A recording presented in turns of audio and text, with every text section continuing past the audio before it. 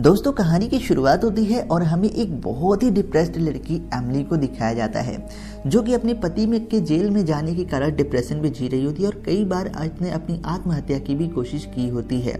हालांकि आज वो दिन रहता है कि जब इसका पति 4 साल बाद जेल से आने वाला होता है। इसका पति स्टॉक मार्केट फ्रॉड के कारण जेल में गया होता है। और दोस्तों, आज वो दिन रहता है जब इसका पति जेल से बाहर आया होता है और ये अपनी पत्नी और अपनी माँ से मिलकर बहुत खुश रहता है। इसके पति का नाम मार्टिन रहता है और ये दोनों एक दूसरे से मिलकर बहुत खुश रहते हैं। इसके बाद जेल से बाहर आने के बाद ये दोनों अपनी एक नई ज़िंदगी की शुरुआत करते हैं और सब कुछ हंसी खुशी रहता है।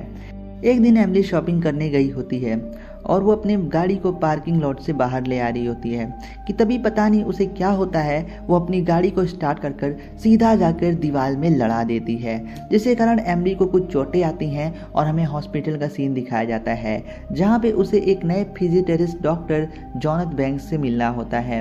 जॉनथ बैंक्स उनसे पूछता है कि तुमने आखिर ऐसा क्यों किया। यहाँ पे एमिली कहती है, दरअसल मैंने ये किया तो मुझे होश नहीं था, मैंने आखिर क्यों किया। जॉनथ बैंक्स कहते हैं, लगता है तुम्हारी दिमागी हालत ठीक नहीं है, तुम्हें क्या प्रॉब्लम है। इसके बाद एमिली बताती है कि मैं कुछ सालों पहले से डिप्रेशन में थी, लेकिन अब मेरी डिप्रेशन की बीमारी खत्म हो चुकी है। इस पे जॉनथ कहता है कि डिप्रेशन की बीमारी कभी खत्म नहीं होती है और मैं तुम्हें कुछ दवाइयाँ लिख के दे रहा हूँ और तुम इसे खा लेना। और जॉनथ ये भी उसे राय देता है कि तुम्हें कुछ दिन अस्पताल में गुजारना होगा, क्योंकि मुझे तुम्हारी हालात पे ज़्यादा यहाँ पे रिसर्च करने की ज़रूरत है। इस पे एमिली कहती है, आप दवाइयाँ लिख दीजिए, मैं घर पे जाके आराम से खा लूँगी, मुझे कोई टेंशन नहीं है। इसके बाद एमिली जाती है घर पे। नॉर्मली वो दवा खा रही होती है, लेकिन उसकी जो डिप्रेशन की प्रॉब्लम होती है वो अब और भी ज़्यादा बढ़ चुकी होती है। वो एक बार ट्रेन से जाकर आत्महत्या करने की कोशिश करती है, जिसके कारण टीटी उसे बचा लेता है। लेकिन जब ये बात डॉक्टर जॉनथ को बताती है कि आपके द्वारा दी गई दवा मुझे कोई भी असर नहीं हो रहा है। इसके बाद डॉक्टर जॉनथ पूछता है, अच्छा इसके पहले जो तुम डॉक्टर को दिखा रही थी उसका मुझे एड्रेस दे दो, मैं उनसे बात करूंगा कि तुम्हें आखिर प्रॉब्लम क्या है। इसके बाद यहाँ पर एमिली डॉक्टर विक्टोरिया के बारे में बताती है। डॉक्टर विक्टोरिया भी एक फिजियोथेरेपिस्ट रहती है जो कि पहले एमिली का इलाज कर रही होती है। अब जब ये उनसे मिलते हैं तो डॉक्टर विक्टोरिया बताती है कि एमिली की जो डिप्रेशन की प्रॉब्लम है बहुत ज़्यादा हाई थी, क्योंकि उसके पति जेल में जा चुके थे और उसे कभी परिवार का प्यार मिला ही नहीं था। इसके बाद डॉक्टर विक्टोरिया यही बताती है कि मार्केट में एक नई ड्रग आई है जिसका नाम है एब्लिक्सा। इसको खा लेने से अच्छे से डिप्रेशन बीमारी खत्म की जा सकती है।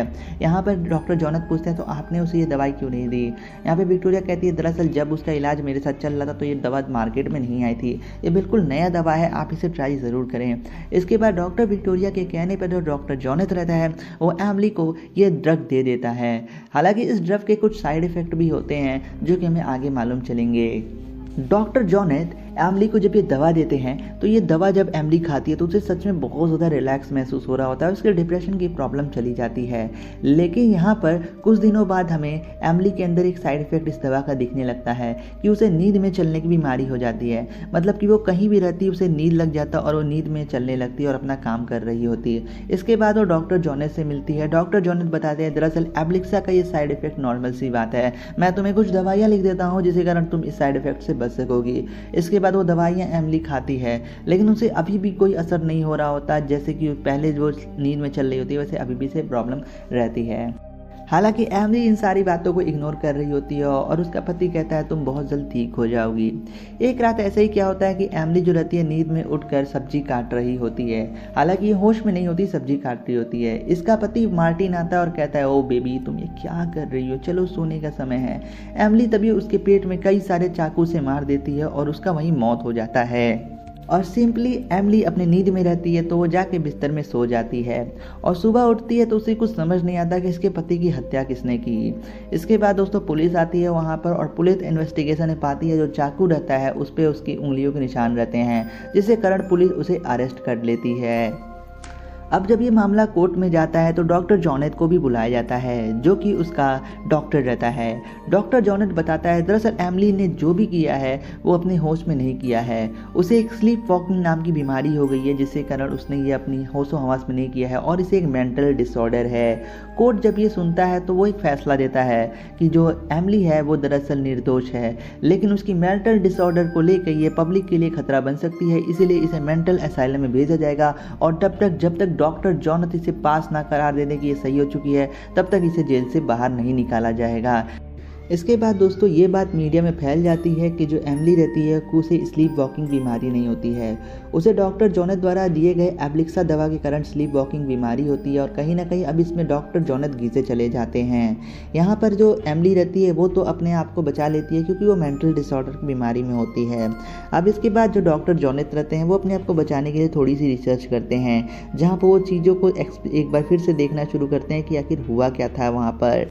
इस कोर्स को लेकर डॉक्टर जोनेथ अपने कई सारे डॉक्टर से जाके मिलते हैं, जहां पर उनके दोस्त डॉक्टर बताते हैं कि दरअसल एब्लिक्सा का जो साइड इफेक्ट स्लीप वॉकिंग का है उसे तो दवाई देने के बाद ठीक हो जाते हैं, लेकिन आपके पेशेंट के साथ ऐसा क्या हुआ कि ये नहीं ठीक हुई। यहाँ पे लोग डॉक्टर जोनेथ के ऊपर ही सवाल उठाने लगते हैं। लोगों को लगता है कि ये फर्जी डॉक्टर है। इस बात को देखते हुए उसके जितने भी डॉक्टर दोस्त होते हैं वो उससे दूरी बनाने लगते हैं, क्योंकि अब वो मीडिया की नज़र में आ चुका है और मीडिया उसे एक भ्रष्ट डॉक्टर समझ रहा है जिसको डॉक्टरी की ज्ञान नहीं होता है।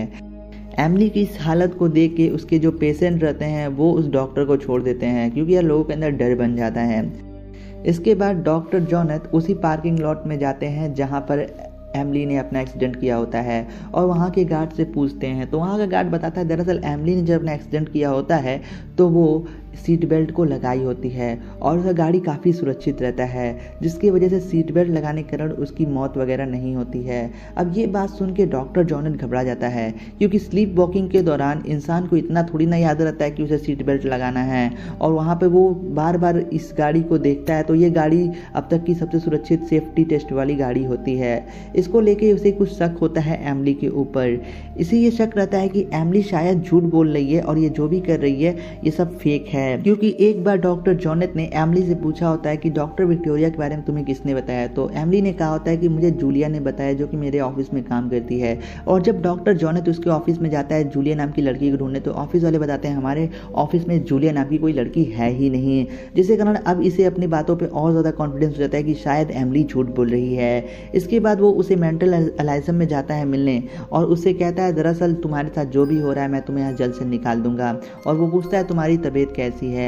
एमिली कहती है मेरी तबीयत अब बहुत ज़्यादा सही हो चुकी है और शायद मुझे अब बाहर जाने का समय आ चुका है। अब यहाँ पे इस बात को लेकर यहाँ पर डॉक्टर जोनेथ को और भी शक हो जाता है और उसे कहता है दरअसल मैं तुम्हारे लिए एक ट्रुथ सीरम लाया हूँ। अब इस सीरम को लगाने के बाद तुम्हें कुछ चक्कर वगैरह आएंगे, लेकिन तुम जो भी बताओगी वो सच बताओगी। दरअसल ये इंसान के दिमाग को कंट्रोल कर सच निकालने का तरीका होता है। अब यहाँ पे जब डॉक्टर जोनेथ उसे वो सीरम लगाता है तो यहाँ पर उसे चक्कर आने लगते हैं और जो सवाल पूछता है डॉक्टर जोनेथ वो सारे सही जवाब देती है। हालांकि इसके जवाबों में सच्चाई नहीं होती है, क्योंकि यहाँ पर डॉक्टर जोनेथ ने ट्रुथ सीरम ना देकर उसे बस एक नॉर्मल पानी दिया था। अब यहाँ पे नॉर्मल पानी से किसी को चक्कर क्यों आएगा, मतलब कि यहाँ क्लियर हो जाता है कि जो एमिली रहती है उसके सामने नाटक कर रही होती है। अब जब यहाँ पर डॉक्टर जोनेथ को ये सारी बातों पर विश्वास हो जाता है तो डॉक्टर विक्टोरिया के पास जाता है और उसे ये सारी बातें बताता है। विक्टोरिया उसे कहती है कि ये सारी बातें तुम मुझे क्यों बता रहे हो, ये सारी बातें झूठ हैं, तुम मुझे बेवकूफ़ मत बनाओ। इसके बाद तुरंत डॉक्टर विक्टोरिया अपने घर पर जाती है और वो कुछ फोटोग्राफ्स लेती है जो कि एमिली और डॉक्टर जोनेथ की रहती है और ये उसकी वाइफ को भेज देती है और ये एक एडिटेड फोटोग्राफ रहती है। अब उसकी वाइफ जो कि नाम रहता है डेडरी, उसे देख के बहुत गुस्सा लगता है और वो डॉक्टर जोनेथ को छोड़कर अपने बेटे के साथ वहाँ से चली जाती है। अब यहाँ पे डॉक्टर जोनेथ बिल्कुल अकेला पड़ चुका है, क्योंकि अब इसकी बीवी और इसका बच्चा भी जा चुका है और इसकी बीवी जैसी बेवकूफ़ बीवी मैंने आज तक नहीं देखी, जो कि बिना किसी एविडेंस के ही अपने पति को छोड़ के चली जाती है, जिसके कारण डॉक्टर जोनेथ की अब खुद ब खुद तबीयत खराब हो रही होती है, क्योंकि उसकी बीवी बच्चे छोड़ के जा चुके हैं। इसके बाद डॉक्टर जोनेथ अपने बहुत पुराने स्टॉक ब्रोकर दोस्त से मिलता है, इसको इस केस के बारे में बताता है। अब यहाँ पे स्टॉक ब्रोकर जो उसका दोस्त रहता है वो उसको अपने तरीके से बताता रहता है एब्लिक्सा कंपनी की जो स्टॉक्स है वो बहुत हाइयर जा रहे थे, और एब्लिक्सा कंपनी के अगर आप करंट टाइम में इस कॉन्ट्रोवर्सी के बाद स्टॉक्स देखोगे तो बहुत डाउन जा चुके हैं। तो जिन्होंने इस स्टॉक्स को खरीदा उनको बहुत फ़ायदा हो रहा है करंट टाइम में। इसके बाद उसे बताता है दरअसल किसी कोई तो ऐसा है जिसे इस दवा के शेयर से फ़ायदा होने वाला है। इसके बाद वो समझ जाता है और डॉक्टर विक्टोरिया के पास जाता है और उसे मतलब एक झूठी कहानी बताता है कि मुझे सब कुछ मालूम चल चुका है और जो भी तुम पैसे अभी कमाने वाली हो ना उसे जल्द से जल्द खर्च कर लो।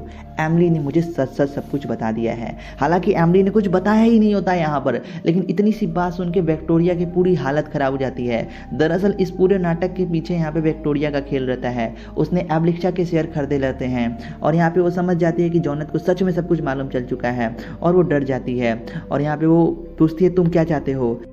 इस पे जॉनथ कहता है कि तुम एमिली से मिलना अब बंद कर दो तो ही तुम्हारी भलाई होगी इसमें।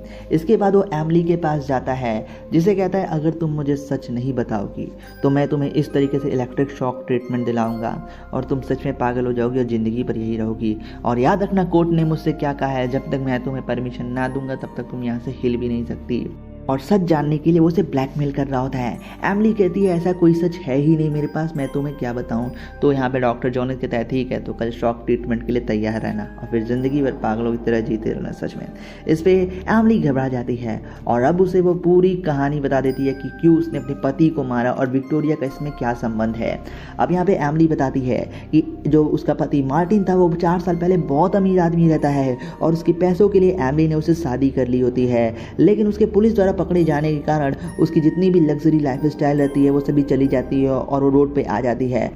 अब इस बात का उसे डिप्रेशन नहीं रहता है, अपने पति पे गुस्सा रहता है, जिसके कारण वो अपने पति को मारना चाहती है, लेकिन वो कैसे मारेगी उसे ये नहीं मालूम रहता है। इसी के साथ साथ उसे थोड़ी बहुत प्रॉब्लम आ रही होती है डिप्रेशन को लेकर भी, जिसको लेकर वो डॉक्टर विक्टोरिया से मिलती है और डॉक्टर विक्टोरिया से मिलते ही उसे उससे प्यार हो जाता है। मतलब 2 लड़कियों को प्यार हो जाता है आपस में और ये दोनों आपस में रिलेशनशिप भी बना लेती हैं।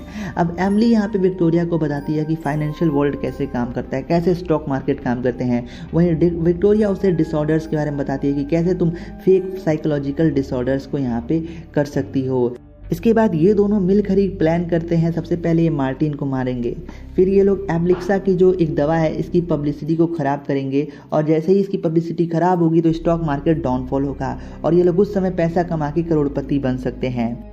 इसके बाद डॉक्टर जॉनथ पूछता है तुम लोग को जो भी करना था करो पर मेरी ज़िंदगी तुम लोगों ने क्यों बर्बाद की। वो बताती है कि डॉक्टर जॉनथ दरअसल आप ही बीच में आ गए थे, आपको हमने नहीं बुलाया था, आप बिन बुलाए मेहमान की तरह हमारी कहानी में घुस गए तो उसमें हमारी क्या गलती। इसके बाद डॉक्टर जॉनथ कहता है अब तो तुम यहाँ सड़ने वाली हो। एमिली कहती है दरअसल अगर आप मुझे यहाँ से बाहर निकालेंगे तो जो भी स्टॉक मार्केट में मुझे पैसा मिलेगा जीता हुआ उसमें से मैं आपको आधा पैसा मैं आपको दूंगी। इसके कारण अब यहाँ पर डॉक्टर जॉनथ ये भी बताते हैं कि दरअसल विक्टोरिया तुम्हें धोखा दे रही होती है और विक्टोरिया से जो अब एमिली नफरत कर रही होती है क्योंकि विक्टोरिया ने सब कुछ उसे बता दिया होता है। और साथ ही साथ डॉक्टर जॉनथ ये भी बताता है कि विक्टोरिया ने मुझसे कहा कि अगर मैं तुम्हें यहाँ जिंदगी भर जेल में रखूंगा तो वो तुम्हारे हिस्से के पैसे मुझे देने वाली है। अब यहाँ पर सुनकर एमिली बहुत ज़्यादा आग बबला हो जाती है और वो कहती है अब मैं विक्टोरिया को बर्बाद कर दूंगी। इसके बाद एमिली विक्टोरिया से वहाँ से आज़ाद होने के बाद एमिली विक्टोरिया से मिलती है और यहाँ पे वो अपने गले में एक वायरलेस माइक्रोफोन भी लगाई रहती है। जिसके बाद जब विक्टोरिया और ये मिलते हैं तो आपस में रिलेशनशिप बना रहे होते हैं और विक्टोरिया से वो सारी बात बता रही होती है कि कैसे हमने क्या क्या किया और मतलब आपस में बात कर रहे होते हैं और ये सारी बात पुलिस को मालूम चलती है, जिसके कारण विक्टोरिया को बाद में पुलिस वाले उठा के ले चल जाते हैं और अब यहाँ पर जो एमिली रहती है वो आज़ाद हो जाती है। लेकिन यहाँ पे जब डॉक्टर जॉनथ से मिलने जाती है तो डॉक्टर जॉनथ कहता है दरअसल तुम्हारी दिमागी हालत अभी ठीक नहीं है इसलिए मैं तुम्हें डिस्चार्ज नहीं करने वाला। मतलब कि डॉक्टर जॉनथ यहाँ पे खेल जाता है और यहाँ पे जब ये बात मालूम चलती है अस्पताल वालों को या फिर कोर्ट को तो कोर्ट डॉक्टर जॉनथ की सुनता है और कोर्ट ऑर्डर सुना देता है कि एमिली को अब मेंटल वार्ड में भेजा जाएगा, मतलब कि उसे फिर से पागल खाने भेजा जाता है। अब यहाँ पे एमिली पूछती है आपके पास ऐसा क्या प्रूफ है। अब यहाँ पे जो डॉक्टर जॉनथ बताता है कि तुम्हें जितनी दवाइयाँ दी जा रही थी क्या सच बोलो क्या तुम उसे खा रही थी और अगर तुम नहीं खा रही थी तो तुम्हारे ब्लड की जाँच होगी और तुम वैसे ही यहाँ पे दोषी पाई जाओगी। अब यहाँ पे जो एमिली रहती है भाई सच बोलूँ तो जब वो कोई दवा खा ही नहीं रही होती तो उसके ब्लड में वो दवा के सैंपल्स मिलेंगे ही क्यों, जिसके कारण अब यहाँ पर एमिली को अस्पताल वाले उठा ले जाते हैं और उसे पागल खाने में ले जाकर छोड़ देते हैं। और वहीं ये सारी जब चीज़ें प्रूफ हो जाती हैं तो यहाँ पर जो डॉक्टर जॉनथ रहते हैं उनकी जो सेल्फ रिस्पेक्ट रहती है, उनके समाज में रिस्पेक्ट रहती है, वो सारी लोगों के बीच जग जाती है और जॉनथ को फिर से अपनी फैमिली मिल जाती है और जो रिपुटेशन समाज में रहती है वो सभी मिल जाती है। अब यहाँ पर ये पूरा खेल रहता है स्टॉक मार्केट को लेकर, जहाँ पर इन दोनों ने अपने कुछ पैसों के लिए अपने पत्नी को मार दिया और कुछ प्रकार की साइड इफेक्ट ये कहानी है। आशा करूंगा आपको ये कहानी पसंद आई। अगर पसंद आई तो मेक श्योर हमारे चैनल को सब्सक्राइब, वीडियो करें एक लाइक, मिलेंगे नेक्स्ट वीडियो में। Thanks for watching.